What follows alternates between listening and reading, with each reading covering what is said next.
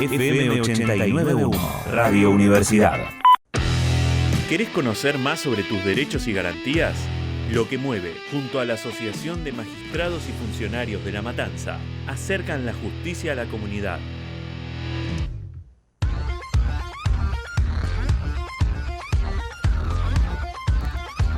...31 minutos pasaron de las 3 de la tarde. Qué lindo el tema, la lanza de Babasónicos. Para que clava lanzas ahí de... Tenemos que hablar cosas. Bueno, después lo hablamos. Ahora estamos. Si querés comunicarte con nosotros, 15 388 50 89 1 a través de mensajes de texto o de WhatsApp. Nuestra línea directa es el 46 16 23 40. En las redes sociales nos encontrás en Facebook y en Instagram como FM Radio Universidad y en Twitter somos Universidad 891. No nos vamos a pelear porque tenemos visitas. Sí, exactamente. Nos peleamos después. Como bien dice en la presentación, que tenemos presentación ahora para nuestra nueva columna de la Asociación de Magistrados y Funcionarios de La Matanza. Estaremos charlando hoy primero con Alejandro Fernández, que nos visita todos los miércoles. Él es el auxiliar letrado del Juzgado Civil y Comercial 2 del Departamento Judicial de la Asociación de Magistrados y el prosecretario de la Secretaría de Cultura de esa entidad. Hola Alejandro, ¿cómo estás? Buenas tardes, ¿cómo andan? ¿Todo bien? Bienvenido nuevamente, gracias por venir como todos los miércoles. No, gracias a ustedes. Bueno, hoy vinimos con una visita, como siempre, contanos de quién se trata. Como todos los miércoles, siempre para ustedes lo mejor, vamos a estar hablando con la doctora Daniela Marino, si querés que un poco el presente sí, contanos. De la doctora, que es funcionaria del Fuero Civil y Comercial del Poder Judicial de la Provincia de Buenos Aires, es especialista en la carrera de la magistratura por Fundesi, especialista en Derecho Internacional Público Procesal Comparado por la Universidad Rey Juan Carlos de España, especialista en Derecho Continental Europeo por la Universidad del Panteón Assas de Francia, especialista en Derecho Procesal Civil y Comercial por la UBA, especialista en Derechos Humanos y Aduanero por la UADE, especialista en Derecho Digital por la Universidad del Panteón Assas de Francia, Derecho Privado también por la Universidad Católica de La Plata y profesora universitaria de justamente esta universidad. Y hoy nos va a estar hablando de datos personales y ciberseguridad.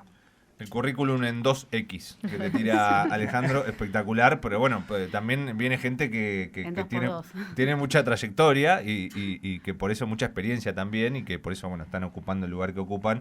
Y bueno, me gustaría que comience vos, Alejandro. Le damos la bienvenida primero a la doctora Daniela Marino. Bienvenida, gracias por estar. Bueno, a ustedes por haberme invitado a este espacio. Estoy muy agradecida, además, ni más ni menos que la radio de la universidad en la que participo como profesora, así que para mí es un placer, más que un placer. Bueno, un gusto también tenerte y ver lo que sale, Siempre que vienen aquí en esta columna empezamos a hablar, después decimos con María que no es tampoco hacer demasiadas preguntas, sino mantener una charla y que se pueda entender y comprender los temas de los cuales a los cuales nos abocamos y sobre todo, como siempre decimos, que la gente sienta, o los oyentes en este caso, sientan que pueden estar cercanos a la justicia y que sirve para resolver los problemas de mucha de la gente que puede estar pasando por estas situaciones. Así que me parece que por ahí es la idea de esta columna.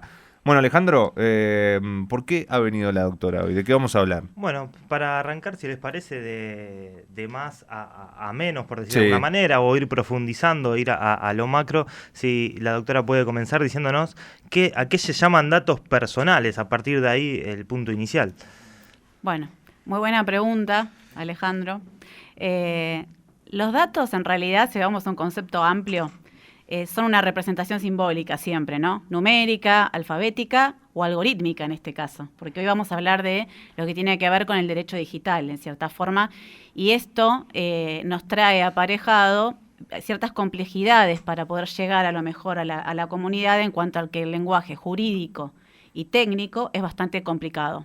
Entonces, básicamente, el dato, cuando yo lo ingreso en un ordenador, a través de un proceso se convierte en información.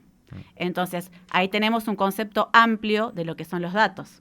Si yo le pregunto a cualquier persona qué es un dato, me va a hablar seguramente de los datos personales. Y lo que trata la ley que tenemos en Argentina, que es la 25326, es de proteger los datos personales de las personas. O sea, justamente del ser humano, ¿no? Porque también tenemos personas que son de existencia ideal, no solamente personas físicas comunes. Ahora, para que se acerque a la comunidad lo que voy a decir y lo entiendan, porque es bastante complejo, tanto desde el aspecto de lo que es la ciberseguridad y lo que es la protección de los datos personales, yo les voy a hablar un poco de cómo ha cambiado el paradigma, ¿no? La realidad social que estamos viviendo, en donde la inteligencia artificial ha cobrado un avance inconmensurable, ¿no?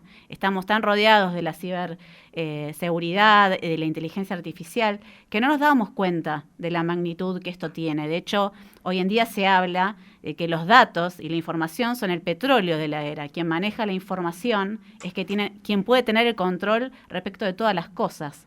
Sí, la mayoría de las empresas que más cotizan, las empresas millonarias en este momento, están relacionadas con tener datos, ¿no? Sí, uno está muy conforme diciendo, no, yo uso Facebook e Instagram, es gratis. Bueno, exacto.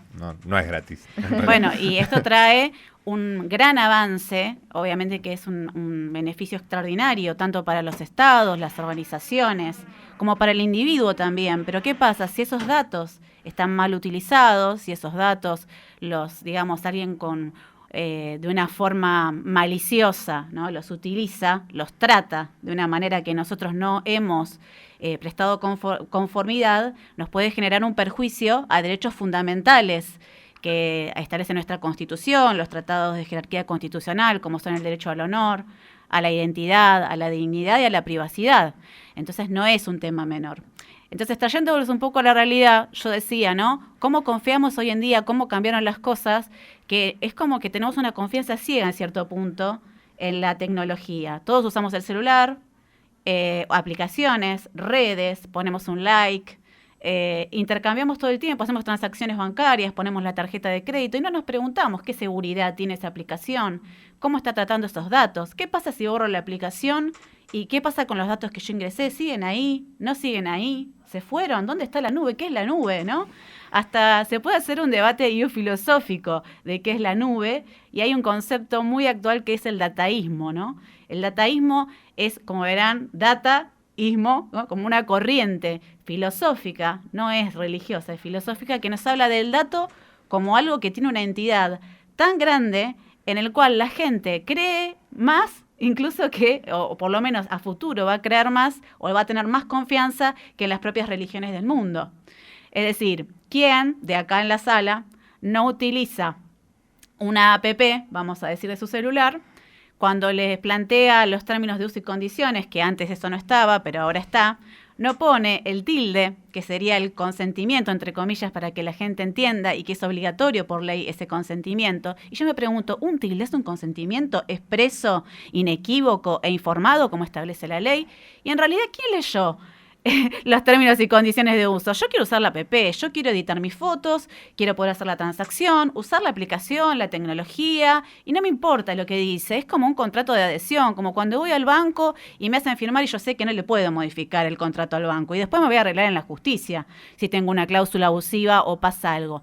El problema acá es que ¿dónde están los datos? ¿Cómo hago yo la trazabilidad de esa información que yo suministré para poder generar una responsabilidad?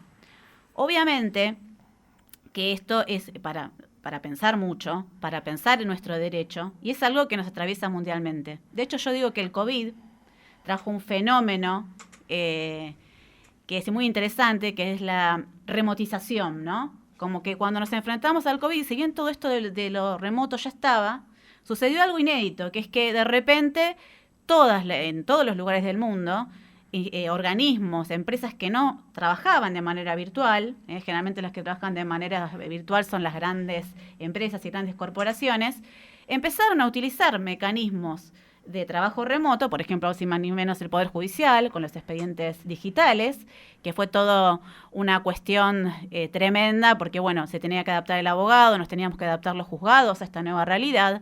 Y yo digo los héroes técnicos, ¿no?, del COVID, porque implementaron estas medidas para que podamos seguir avanzando, trabajando a favor, digamos, de la sociedad, pero con herramientas que a lo mejor no cumplen o no cumplían, porque se van actualizando, con los estándares jurídicos internacionales que hacen a la seguridad de la información. Y acá es donde viene la ciberseguridad. para que se entienda, para que lo entienda la gente y también empiece a pensar cómo protegerse, ¿no?, de todos estos datos que está dando y que no piensa en el impacto que puede tener. Porque, por ejemplo, cuando yo pongo un like, y con esto doy el último ejemplo, de manera totalmente, digamos, natural, hay el machine learning, que se llama, que es digamos, la automatización del conocimiento que produce el software. Lo que hace es poder clasificar, identificar, y a través de las tendencias y del ingreso masivo de información, que es lo que llamamos Big Data, sacar conclusiones propias sin la intervención del humano, y con eso generar tendencias y poder, por ejemplo, afectar nuestra libertad, nuestro pensamiento crítico, nuestra opinión, porque podría influir, por ejemplo, en tendencias políticas, sociales y culturales de cualquier índole. Sí, o definir una elección. Claro, exactamente. Esto no es una película. No, ya ha pasado. Esto ya ha pasado, pero además es una realidad. Todo lo que nosotros cargamos y que nos parece inocente, nos parece lindo, tener seguidores, etcétera, todo esto impacta, todo esto es analizado y además en un punto es hasta descontrolado, porque la Big Data es tan masiva, ¿no?, y cada vez se va viralizando más e incluso escapa del control, porque no es solamente un motor de búsqueda, si yo lo encuentro en Google, en Amazon, en Yahoo, una página en donde un sitio al que yo acudo y despido a la justicia, bueno, bórranme porque yo no autoricé y acá hay una imagen porno o una imagen de un niño y la quiero borrar, ¿no? La huella que es una muy difícil huella de rastrear, claro. Que en realidad la ley nos dice está el derecho al olvido y yo tengo por el artículo 43 de la Constitución la posibilidad de hacer una habeas data para que esa, digamos, situación se resuelva, pero la realidad es, ¿se resolvió o no se resolvió? ¿Es realmente el derecho al olvido posible cuando existe, por ejemplo, lo que llamamos la Deep Web, ese sitio oscuro, vamos a decir, ¿no? Parece una situación de película, pero del lado del bien y el lado del mal. La web a la que accedemos todos y la web en donde se producen los mayores crímenes que podemos imaginarnos. Es como el upside down de Stranger Things, ¿viste? Sí, lo que pasa ahí abajo. A veces pienso que vivimos ya casi en una Matrix, ¿no? En donde todo es normal. Incluso para los especialistas mismos en el tema, yo también pongo el clic y le doy para adelante, como quien dice. Pero la ley nos habla de consentimiento expreso, informado, y que el consentimiento además tiene que ser lícito. Y que además hay una temporalidad en el tratamiento de los datos. Y que cuando yo le brindo a una institución un dato, ese dato no lo puede tener eternamente, tiene que tener un límite temporal que tiene que ver con la finalidad para la cual yo ingresé el dato en ese sitio. Esto está muy bueno que la gente lo entienda, Daniela, porque muchas veces pensamos que cuando hablamos de cuestiones de ciberseguridad y demás, hay gente que lo que tiene miedo es que les píen las conversaciones, les píen las claves, como si hubiera una persona del otro lado leyendo, viendo sus fotos y demás, ¿no? Me parece que muchas veces se escapa, ¿no?, al conocimiento general lo que tiene que ver con estos algoritmos que escapan al control de los seres humanos. No estamos ideando una Matrix ni un Terminator versus la humanidad, claro. Pero esta confluencia que tenemos a diario con la tecnología que llegó para quedarse, hablamos un poquito en estos días también de lo que tiene que ver con la evolución del ser humano, que tenemos como una extensión, como un disco duro externo, ¿no? Ya hay un montón de cosas que no nos acordamos porque el celular la recuerda. La tengo en el celular. La tenemos en el celular, ¿no? Entonces, esto ya no es que no tiene vuelta atrás. Entonces, lo que tenemos que hacer es ver cómo nos acomodamos a esto es más ¿no? o menos como cuando empezamos a usar la calculadora y con el tiempo nos olvidamos de cómo hacer las cuentas, ¿no? Así es. Bueno, lo mismo pasa. ¿Por qué? Porque la tecnología permite generar el conocimiento que estamos pretendiendo de una manera más rápida y eficaz seguramente. Lo cual no quiere decir de cualquier modo que la tecnología supere la capacidad humana hoy en día.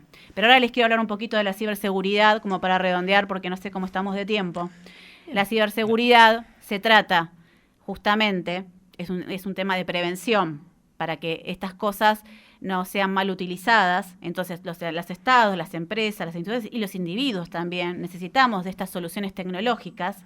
La ciberseguridad se encarga básicamente de tres cosas que tienen que ver con la disponibilidad de la información, la accesibilidad y la confidencialidad. La disponibilidad quiere decir que yo pueda acceder a la información cuando yo quiera. La integridad quiere decir que esa información no sea adulterada. Ahí estamos hablando de algo delictivo incluso. Y la confidencialidad quiere decir que la información que yo suministro no pueda ser manejada por alguien que no tiene por qué tener esa información. Esas son las 3 cosas de las cuales se encarga la ciberseguridad o seguridad de la seguridad informática, que no es lo mismo que seguridad de la información, porque seguridad de la información comprende archivos, también papel. Pero el desafío y el problema que hoy tenemos es que la ciberseguridad no tiene un blindaje del 100%. ¿Esto qué significa? La ciberseguridad tiene 3 problemas hoy en día a nivel mundial. Por un lado, reconoce que la tecnología en sí misma no puede evitar o garantizar la seguridad informativa. En segundo lugar, la ciberseguridad también depende de los procesos y de los seres humanos. ¿Por qué? Porque la ciberseguridad puede ser mal utilizada. Por eso se habla de medidas técnicas y organizativas en la ley, como deber del responsable del tratamiento de los datos personales. Acá es algo más jurídico, ¿no? Quiere decir, medidas, o sea, soluciones tecnológicas, no alcanza solamente el firewall o el antivirus. También se requieren procesos y también se requieren personas. La cuestión o la dicotomía está en que las personas son las que generan las soluciones tecnológicas de ciberseguridad, pero a la vez, cuando se sientan en su computadora, a lo mejor dentro de una organización, son los factores más débiles. Porque a lo mejor organizativamente, y esto es lo que se llama gobernabilidad de la institución, entre comillas jurídicamente, no tienen parámetros de seguridad que dependen del ser humano más que de la tecnología. Por ejemplo, el compartir claves. ¿Quién no comparte su computadora con otra persona de trabajo, no? O sea, son cosas evidentes. El tercer gran problema que tiene la ciberseguridad es que las tecnologías maliciosas avanzan mucho más rápido que las técnicas de ciberseguridad general. ¿Y esto por qué ocurre? Ocurre porque el que quiere hackear una determinada institución, supongamos, lo va a lograr porque se dedica exclusivamente a tratar de hackear esa institución, mientras que la ciberseguridad se encarga de la seguridad informática de modo genérico. Claro. Entonces, esto es un gran problema. Por eso, hablan de un concepto que es interesantísimo y que dicen, hoy por hoy el objetivo de la ciberseguridad es la resiliencia. Es un concepto psicológico la resiliencia. Sí. ¿Esto qué significa? Bueno, la ciberseguridad no te va a poder garantizar el ataque o la incidencia o la emergencia cibernética, pero va a tratar de minimizar el daño. Vamos a llevarlo a un tema de magnitud. Supongamos que hay un ataque, ¿no?, casi de terrorismo, en donde pretenden dejarnos sin un servicio esencial. Bueno, la ciberseguridad va a tratar de que ese servicio no se caiga, es decir, que ese servicio esté disponible. Que no Pensemos con el servicio esencial, por ejemplo, el sistema eléctrico, ¿no? Exactamente. Que hay mucha inteligencia artificial. La Internet en sí misma. Claro, ¿no? la Internet en sí misma, claro. La Internet, además, tenemos que pensar en que no tiene fronteras, ¿eh? No es ni una adentro ni una afuera. Es transnacional, vamos a decir. Y en cuanto a lo jurídico, y ustedes cualquier cosa me avisan, porque si no yo me puedo extender, en cuanto a lo jurídico, la revolución jurídica vino con el reglamento de datos personales europeo, que lo hizo el Consejo Europeo de la Unión Europea y el Parlamento de la Unión Europea, en donde sentaron todas estas cuestiones con previsión, en donde el foco está en el control de riesgos y en el derecho proactivo y la responsabilidad proactiva. Esto significa en tratar de prevenir. Pero sin embargo la seguridad, esto es lo que dice lo jurídico, sin embargo la seguridad no pasa hoy por la prevención, pasa por la resiliencia, por evitar, más allá de la prevención, que el ataque genere el daño total, vamos a decir. Y este reglamento que menciono, que es fundamental, ¿por qué es tan importante? Es tan importante porque tiene un carácter transnacional. Vino después de la Directiva 95 de la Unión Europea, que estaba medio sesgada porque los países no la aplicaban del mismo continente de la misma manera. Entonces dijeron, no, hay que unificar, hicieron esto que es supranacional, o sea, es para todo el continente. Pero además de eso, no solamente se aplica en todo el continente, se aplica a todo el mundo. ¿Por qué se aplica a todo el mundo? Porque tiene efectos internacionales respecto de cualquier persona, de cualquier país, que haga, por ejemplo, un contrato o haga cualquier tipo de transacción en la cual esté involucrado un ciudadano que es europeo. Entonces, eso tiene consecuencias en Argentina, en Chile, en cualquier parte del mundo. Por lo tanto, las legislaciones, si quieren que las empresas no tengan pérdidas y puedan seguir realizando las transacciones, tienen que modificar sus legislaciones internas para estar a la altura y poder seguir los estándares jurídicos que vienen de esta avanzada, que incluso ya es desavanzada desde mi punto de vista. Porque lamentablemente, como siempre digo, el derecho está siempre un paso más atrás. El derecho parte generalmente de una vez que se detectan las necesidades. Puede ser que surjan prevenciones, pero generalmente surge cuando el problema ya está. Y entonces la justicia lo que hace, ¿cuándo aparece la justicia? Cuando el problema ya está. Es muy difícil que la justicia aparezca para prevenir. Sí, podemos tener un caso de una cautelar, por ejemplo. Sería que es algo preventivo. Claro, pero en este caso la justicia, quienes internan la justicia deberían saber más que quienes están avanzando en cuestiones tecnológicas, porque no pueden adivinar hacia dónde va a encaminarse la tecnología. Es que ni siquiera los propios tecnológicos, vamos a decir, saben hasta dónde va a llegar. Yo le digo el agujero negro, ¿no? Digo que no sabemos todavía la capacidad que tiene nuestro cerebro. No podemos determinarlo, es una de las cosas más difíciles de estudiar, la capacidad del cerebro. El agujero negro del cerebro, digo yo, y el agujero negro de la inteligencia artificial. ¿Hasta dónde va a llegar la inteligencia artificial? Cuando nos están diciendo que ya hay capacidades generadas para poder leer incluso nuestros pensamientos. Entonces, ¿qué tipo de privacidad mental yo voy a tener? ¿Va a ser detectable? ¿No va a ser detectable? Hay que tratar de estar un paso más adelante cuando no sabemos hacia dónde o hasta dónde va a llegar. Por ejemplo, la neurociencia. Yo imagino gente en su casa desenchufando hasta la licuadora en este momento. Claro, la licuadora me escucha más o menos. No, pero realmente uno hoy en día ve a sus hijos utilizar todo el tiempo el celular, el programa, el iPad, bueno, todas estas cuestiones. ¿Cómo va a afectar la inteligencia artificial, esta tecnología, ¿no? Esto de estar sentado uno al lado del otro, que a los grandes quizás ya no nos afecta tanto porque igual tenemos otro tipo de educación anterior, pero ¿cómo va a afectar lo que es la inteligencia, las redes neuronales de nuestros hijos, el uso de la inteligencia artificial? ¿Va a ser algo benéfico o va a ser algo que en definitiva a la larga les va a impedir un razonamiento en determinada área? Por eso es que es tan complejo todo el tema. Sí. Ahora, ¿qué puede hacer el ciudadano?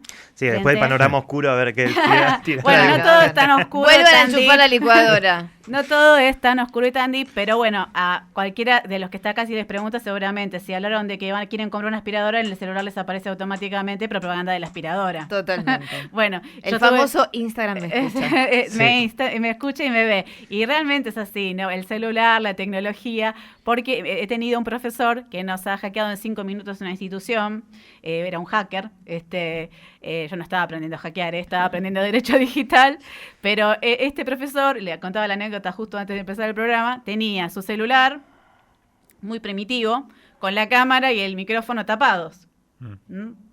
Y dice, y esto no es una casualidad. O sea, mientras me permita hablar por teléfono, yo el teléfono lo voy a tener así. Porque realmente parece mentira, pero presten atención a cómo las tendencias, ¿no?, se van generando y ustedes le van llevando a la compra. Incluso si ustedes vieron algo en Mercado Libre, Mercado Pago, no sé, alguna de esas redes para comprar, ¿cómo después le dicen, no te pierdas la compra en la que entraste, no te pierdas, estás a punto de perderte la compra? Entonces, y como todas las redes, ¿no?, tienen que ver con lo mismo, y si estás mirando un programa de televisión en una aplicación de streaming, te aparecen cosas relacionadas con eso porque también tenés esa cuenta cargada en el celular, ¿no? Sabemos que con estas cosas no podemos porque avanza, entonces lo mejor que podemos hacer es que la gente tenga información. Sí, lo que nosotros decimos es que sepa que es eso así. Pasa.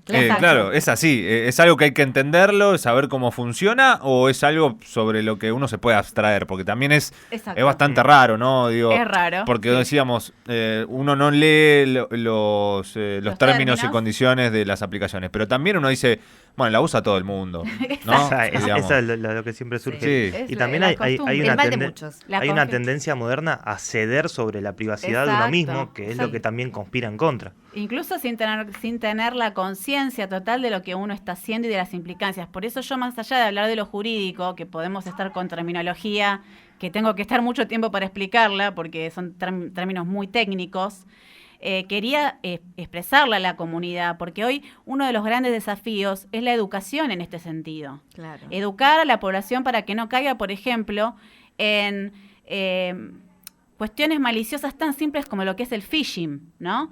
Que es lo que denominamos cuando te pescan, digamos en castellano, que es que te mandan un mail para que pongas tu clave y contraseña y vos crees que realmente es de esa entidad porque te la hacen idéntica, ¿eh? A mí hasta casi caigo en un momento. Yo casi caigo en una servicio de streaming que me decía que tenía que cambiar los datos no sé, que un dato que no me habían podido hacer el débito esa vez. Entonces dije, uy, ¿qué pasó? Quizás no tenía fondo, entonces entré al enlace, ¿para qué? Para entrar a la cuenta para ver si... No, ¿por qué no y estuve a punto de ingresar los datos y dije, no, por la me voy a fijar. Estuviste muy bien. A y veces les te llegan secreto. como si fuera el banco donde vos mismo tenés Totalmente, cuenta y como dice la doctora, con el justo, logo del banco. Claro, coincidía justo con que tenía una tarjeta que se estaba por vencer, pero quizás ese dato también lo tenía. Y te remiten a una página idéntica. Claro. Ahora, yo que estaba medio entre dormida justo cuando me pasó, porque generalmente utilizan horarios también, dije, gracias a Dios no me acordaba la contraseña, ¿no? Cosa típica cuando uno vive en el mundo de la contraseña. Claro, tenés contraseña totalmente. para todo. Claro. Llega un momento en que tenés que recurrir al papel. Vamos a ver qué dicotomía Sí, justamente, ¿no? Cuando tenemos todo en el celular. Entonces no caí. ¿Y cuál fue el truco? Entré a la verdadera página desde el Machine Learning, desde el motor de búsqueda, o sea, Google. Y ahí me di cuenta que arriba la dirección era HTTP otra cosa. O, por ejemplo, en los mails uno puede entrar y ver la procedencia. Entonces te dicen, no sé, te mando un mail desde el banco tal, vamos a decir. Porque no sé, se puede hacer propaganda si ya dije varios nombres yo. Tiré muchos nombres, pero bueno, ni necesitan publicidad ya esa gente. Bueno, una de las formas es fijarse la URL, ¿no? Porque si uno entra a la procedencia, más allá de que diga banco tanto, generalmente te va a aparecer, no sé, limón, no sé cuánto, cualquier cuenta. Ese es un truco en cuanto al phishing, que es lo más común. Después, en cuanto al derecho de imagen, que es algo muy típico, ¿no? En que se usan el tema todo de las cuestiones pornográficas, el tema de los niños, o incluso donde yo no quiero figurar en tal link, con tal foto, porque ya no es mi perfil, no me gusta, es mi privacidad, es mi intimidad, una foto que me sacaron, lo que sea, yo ahí puedo recurrir al habeas data, ¿sí? Que es un proceso urgente, está en nuestra Constitución, es como una especie de amparo que tenemos para que esa información se saque. Podemos establecer una medida cautelar o autosatisfactiva, que es cuando el proceso se agota en la orden de sacar esa imagen de los links que yo señalo. Y después tenemos grandes desafíos porque tenemos las cuestiones de todo esto que se derivan cuestiones de hechos ilícitos, se derivan cuestiones de incumplimiento contractual, se derivan cuestiones de derecho de propiedad intelectual, se derivan temas de responsabilidad civil, esto ya más para los juristas, ¿no? Y también para la gente que sepa que puede reclamar los daños y perjuicios. Y se deriva el tema del tratamiento de los datos personales en sí mismos. Claro, acá lo importante es saber que, porque ocurre en el mundo virtual, en el mundo digital, no necesariamente es algo que no ocurre en la realidad y que la justicia puede intervenir en estos casos. Exacto, la justicia puede intervenir en la faz penal.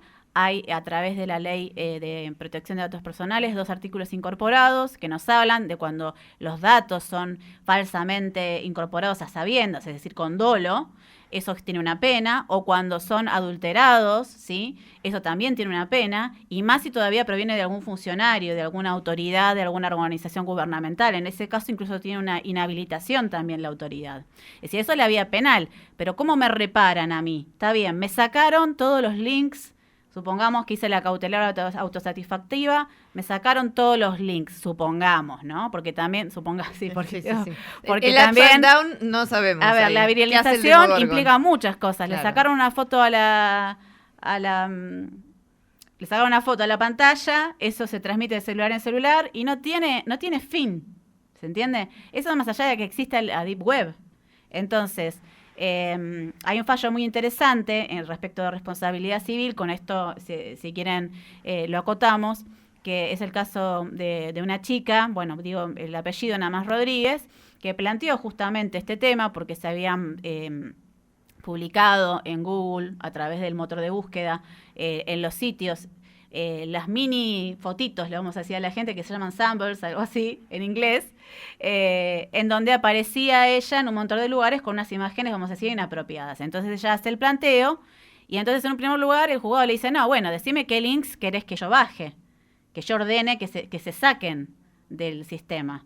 Porque si no, el motor de búsqueda, es decir, estas librerías virtuales, claro, que nos facilitan un montón de información y que son súper beneficiosas también, hay que decirlo, y que hacen a la democratización y un montón al acceso a la información. O sea, no todo es malo y todo es oscuro. Bueno, ¿cómo hace para sacarlos? Porque no son responsables, dicen, claro, en primer término. Claro, son intermediarios. Son intermediarios. Yo publico, o sea, yo te doy el acceso a todos los sitios con la clasificación e identificación de los parámetros que vos me das. Es como que voy a una librería, pido información sobre un tema y me dice, mira, ahí tenés todo el índice, y me abren los casilleros, ¿no? Y yo voy y busco y leo los libros. Bueno, sería algo parecido en la práctica. Ahora, una vez que, dice este fallo, que Google está intimado, supongamos, a sacar esa información de la web, tiene que hacerlo, y si no, ahí sí tiene responsabilidad.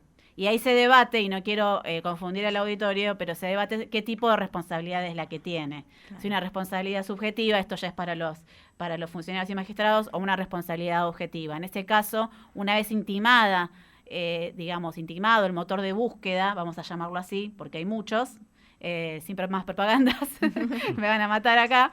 Una vez identificado el motor de búsqueda, una vez que le decimos, mirá, esto es incorrecto, el motor de búsqueda tiene responsabilidad en disidencia subjetiva, y algún otro magistrado de la Corte opinó que es objetiva. Y esto cambia también todo el aspecto y el panorama de la carga de la prueba, ¿no? ¿Quién tiene que probar? Porque en realidad uno está frente a algo, y más allá de este caso, ¿no? Sí, que es como le digo, vuelvo a la nube. ¿Qué es la nube? ¿Dónde está la nube? ¿Dónde están mis datos? ¿Y quién es el responsable del tratamiento de mis datos? O sea, si yo le doy mis datos a Facebook, tiene que haber un encargado que es el responsable del tratamiento. En Europa tenés más figuras, incluso tenés el delegado, el representante. ¿Cuánto nos falta todavía en materia de regulación? Nos falta, si bien tampoco, ¿no?, es todo malo. O sea, tengo que decir a rigor de verdad que Argentina, en materia de legislación, está bastante avanzada en la región, es una de las más avanzadas. En lo que es el continente europeo, está considerada como que está dentro de los estándares generales, pero todavía estamos con unos pasitos atrás, no solamente Argentina, mundialmente. Y para terminar, y ahí sí, si se quieren, digamos, horrorizar, una empresa muy famosa de ciberseguridad, de soluciones tecnológicas, que tiene un programa para detectar las posibles incidencias y ataques por día, en el año 2020 realizó, mediante este software, la prueba y detectó 20 millones de incidencias o ataques por día. No quiere decir que los 20 millones de ataques por día hayan realmente alcanzado su objetivo, porque para eso está la ciberseguridad. Pero estamos hablando de que por día 20 millones de ataques es un número muy grande. Sí. Muy elevado, ¿no? Entonces la realidad, para concluir, es que hoy técnicamente no sabemos dónde y quién está tratando nuestros datos personales. Y que cuando damos el consentimiento, y muchas veces yo como que me enojo conmigo, ¿no? Y digo, ay, no voy a ponerle el tilde, no importa, no me bajo la aplicación. Pero no la podés usar, sino, claro. Y no la puedo usar, bueno, no la uso, digo. Es ¿viste? una negociación. Es una negociación. Yo acepto algo y vos me ofreces un servicio. Lo que pasa es que nunca sabemos qué es lo que le estamos dando acá. Bueno, si lo lees todo, lo sabés. Y además, como la película, ¿dónde está mi amiga? ¿Dónde están mis datos? Y claro. Otra cosa que es muy importante para la justicia, es dónde voy a hacer el juicio, llegado el momento. Porque cuando yo uso aplicaciones internacionales, yo no leí los términos y condiciones y no sé qué jurisdicción me va a tocar. Para darles un ejemplo a la gente que entienda.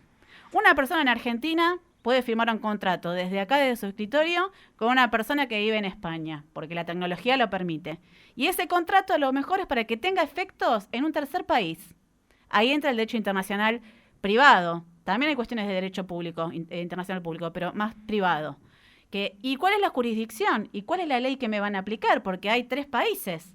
Claro. Bueno, ahí tiene que ver qué está en el contrato, porque las partes pueden elegir la jurisdicción, pueden elegir la ley, incluso que puede ser la ley de un cuarto país, e incluso pueden elegir principios de derecho contractual internacional, privado, que es lo que se llama soft law, que se pueden aplicar por encima de las leyes. Entonces, como verán, ay, qué chino, ¿no? Ay, voy a borrar todo. Qué chino en el buen sentido. Me parece que vamos a digo. tener, Alejandro, anotamos para una próxima visita Sí, por favor. de la doctora Marino. Pero Masterclass. bueno, Hoy son nos ha dado. muchas cosas como para concientizar.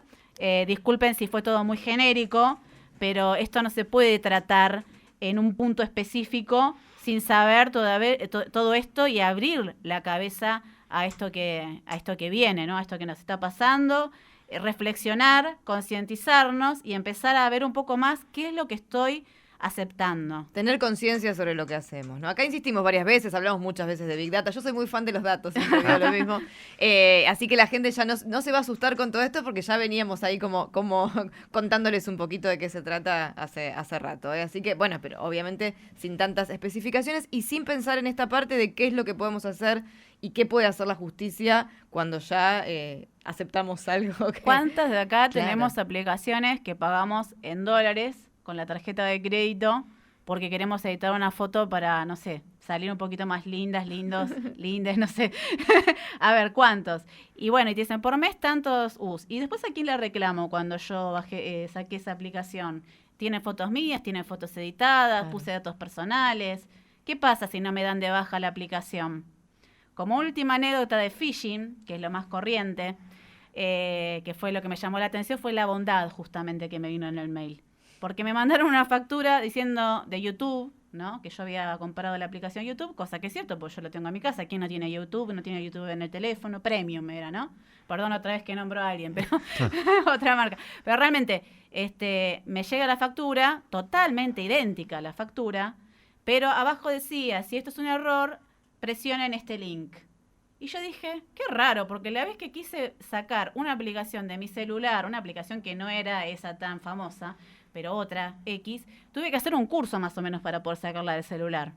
Ahora es un poquito más fácil, pero en ese momento había que googlear, vamos a decir, o buscar como un tutorial para ver cómo dábamos de baja una aplicación que habíamos aceptado. No era tan fácil que entrar. No era tan entrar fácil. el link, claro. Cómo era en la configuración, desde dónde lo sacabas, depende del tipo de celular que tenías, etcétera, ¿no? Entonces, eso fue lo que me llamó la atención y ahí fue donde me llevó a chequear la URL, de donde venía el mensaje y darme cuenta que era una técnica de phishing. Y seguramente si hubiese apretado el link, mi teléfono hubiese sido hackeado.